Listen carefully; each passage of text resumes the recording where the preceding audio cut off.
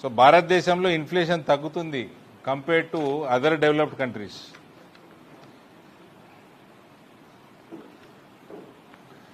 Infrastructure మీద almost 6 times budget పెరిగింది. 2 లక్షల కోట్లు ఉండే ఆయన ప్రధానమంత్రి అయినప్పుడు. ఇప్పుడు 12.2 లక్షల కోట్లతోటి ఇన్ఫ్రాస్ట్రక్చర్ దేశంలో పెరుగుతూ ఉంది. హైవే కన్స్ట్రక్షన్ రోజుకి 11.5 కిలోమీటర్లు 2014లో ఉంటే ఇప్పుడు 34 కిలోమీటర్లు ప్రతిరోజు మనం కొత్త హైవే వేసుకుంటా ఉన్నాం. 8 లక్షల గ్రామీణ రోడ్లలో 4 లక్షల కిలోమీటర్లు కేవలం మోదీ గారి 12 సంవత్సరాల రెజ్యూమ్లో, అంటే స్వాతంత్రం వచ్చినప్పటి నుంచి 2014 వరకు 4 లక్షల కిలోమీటర్లు వేసుకుంటే గ్రామీణ రోడ్లు, 2014 నుంచి ఇప్పటి వరకు 4 లక్షల కిలోమీటర్లు గ్రామీణ రోడ్లు వేసుకోవడం జరిగింది. 99.6%, ఆల్మోస్ట్ 100% రైల్వేస్ మొత్తం కూడా బ్రాడ్ గేజ్ మొత్తం ఎలక్ట్రిఫై అయింది మోదీ గారు 12 సంవత్సరాల్లో.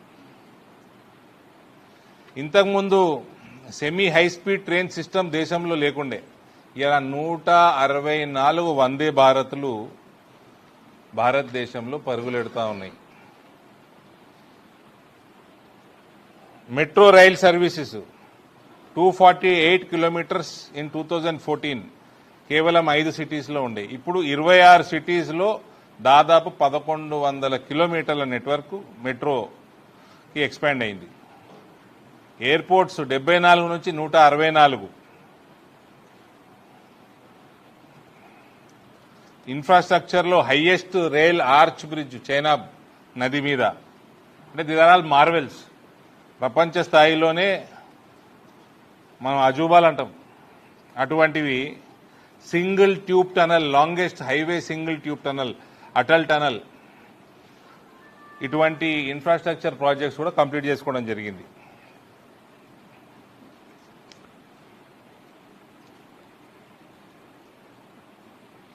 ఈ ఇన్ఫ్రాస్ట్రక్చర్ వల్ల రైతుల ఉత్పత్తులు మార్కెట్లకి, స్టూడెంట్స్ చాలా సేఫ్గా ట్రావెలింగు, పేషెంట్స్ హాస్పిటల్స్కి, బిజినెస్ వాళ్ళ లాజిస్టిక్స్, భారతీయులందరూ కూడా ఇవాళ ఈ ఇన్ఫ్రాస్ట్రక్చర్ వల్ల బెటర్ ట్రాన్స్పోర్టేషన్ ఫీల్, ఇవన్నీ కూడా 2 లక్షల కోట్ల నుంచి 12.5 లక్షల కోట్లకి పెంపకం వల్ల బడ్జెట్ని, ఇవన్నీ కూడా ఉపయోగాలు భారతీయులకి కనబడతా ఉంది. మనము యూటిలైజ్ చేసుకుంటా ఉన్నాం. 25 కోట్ల భారతీయుల్ని 2014 తర్వాత బిలో పవర్టీ లైన్ నుంచి పైకి తీసుకురావడం జరిగింది. 4 కోట్లకి పైన పక్కా ఇల్లు కట్టి గృహప్రవేశాలు జరిగినాయి ఆవాస్ యోజన కింద. 12 కోట్లకి పైన టాయిలెట్స్, 5 లక్షల గ్రామాలు ఓపెన్ డిఫకేషన్ ఫ్రీ గ్రామాలుగా డిక్లేర్ అయినాయి. 16 కోట్ల ఇల్లు జల్ జీవన్ మిషన్ కింద ఇంటికి మంచినీళ్ళ సరఫరా జరుగుతూ ఉంది. 11 కోట్ల ఎల్పీజీ కనెక్షన్స్ ఉజ్వల యోజన కింద భారతదేశంలో గత 12 ఏళ్లలో మనము కనెక్షన్లు ఇవ్వడం జరిగింది. 100% ఎలక్ట్రిఫికేషన్, ప్రతి ఇంటికి ప్రతి పూరి గుడిసెకి ఎలక్ట్రిఫికేషన్ సౌభాగ్య యోజన కింద ప్రధానమంత్రి గారి 12 సంవత్సరాల సమయంలో మనం పూర్తి చేసుకోగలిగినాం.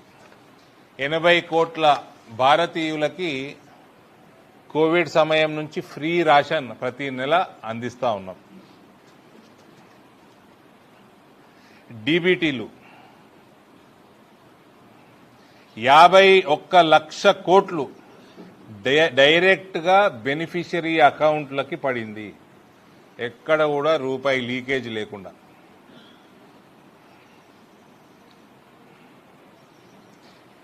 DBT and Aadhaar authentication have helped save 4.31 lakh crore by eliminating fake beneficiaries and leakages. ఈ టీఆర్ఎస్ ప్రభుత్వంలో ఉండగా అటు స్పెషల్లీ ఆ ఓల్డ్ సిటీ వైపు ప్రతి కార్పొరేటరు అకౌంట్లు పెట్టుకుందు, రేషన్ అకౌంట్లు, పెన్షన్ అకౌంట్లు. ఆడి సమ్మున్న పేర్లు రాసుకోవాలా, పెన్షన్కి ఎక్కియాలా, 2000 మన ఇంటికి రావాలి. మనిషికి 150, 200 కాంపిటీషన్ ఉంది వీళ్ళకి, ఈ టీఆర్ఎస్ ఎంఐఎం కార్పొరేటర్లకి. అరే నువ్వేమి ఉన్నారా అంటే 100, నీకెన్ని ఉన్నారా అంటే 150, నీకెన్ని 200. ఆ పెన్షన్లన్నీ జేబులోకి పోవాలి. 200 ఇంటూ 2000 కేసీఆర్ ఇవ్వాలి.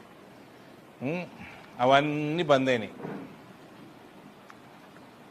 దొంగ ఓట్లు కూడా బంద్ అవుతున్నాయి. ఈ మన దగ్గర కూడా ఎస్ఐఆర్ మొదలైంది. 58 కోట్ల జన్ధన్ అకౌంట్లు ఓపెన్ చేయడం జరిగింది. అందులో 32 కోట్ల అకౌంట్లు మహిళలకు. ఏ పైసలు ఎవరికి చేరాలనో వాళ్ళకి డైరెక్ట్గా చేరుతున్నాయి. ఇప్పుడు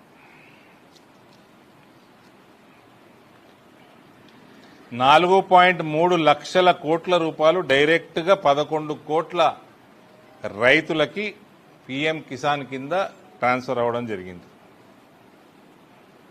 10 లక్షల కోట్లు కిసాన్ క్రెడిట్ కార్డ్ స్కీమ్ కింద 10 లక్షల కోట్ల రూపాయలు 7.71 కోట్ల రైతులకి వాళ్ళకి రుణం దొరికింది.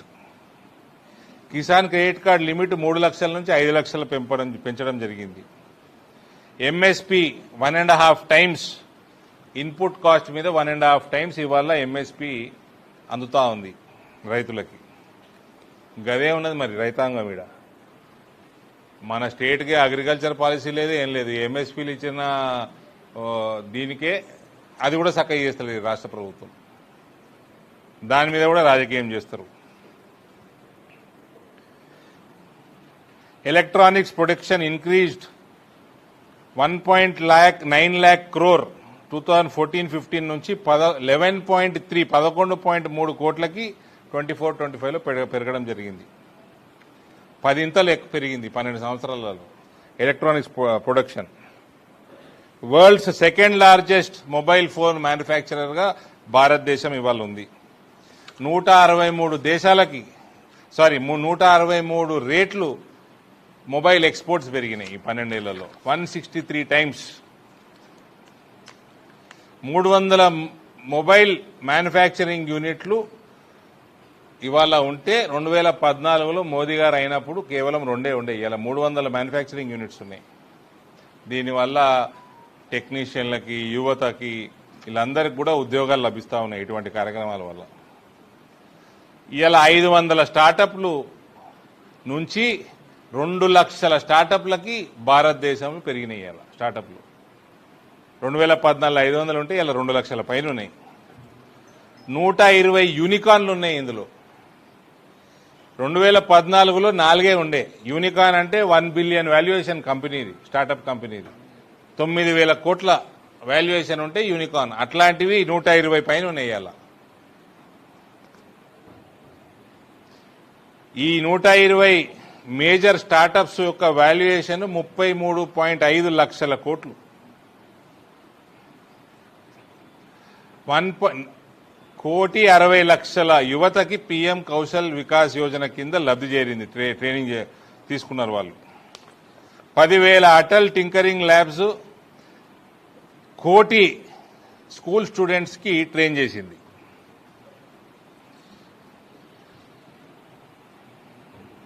నూతన ఎడ్యుకేషన్ పాలసీ ఫ్యూచర్ రెడీ చేస్తుంది మన పిల్లలందరికీ. 31 కోట్ల eShram registrations have linked informer workers to insurance and pension benefits. EShram రిజిస్ట్రేషన్ల ద్వారా 31 కోట్ల ఇన్ఫార్మల్ వర్కర్స్కి పెన్షన్లు మరియు ఇన్సూరెన్స్ లబ్ధి చేకూరే విధంగా జరుగుతుంది. గిగ్ వర్కర్స్ అంటే ఈ ఏమంటారు మన జొమాటో ఇట్లాంటివి 5 లక్షల హెల్త్ కవర్ ఆయుష్మాన్ భారత్ కింద తీసుకురావడం జరిగింది. ఆగం పోతా ఉంటారు యాక్సిడెంట్లు అయితే, ఇంకేమన్నా అవుతాయి. Mudra, Svanidhi, Vishwakarma, other self employment 57 కోట్ల ముద్రా లోన్లు శాంక్షన్ అవ్వడం జరిగింది. 74 లక్షల స్ట్రీట్ వెండర్స్ కి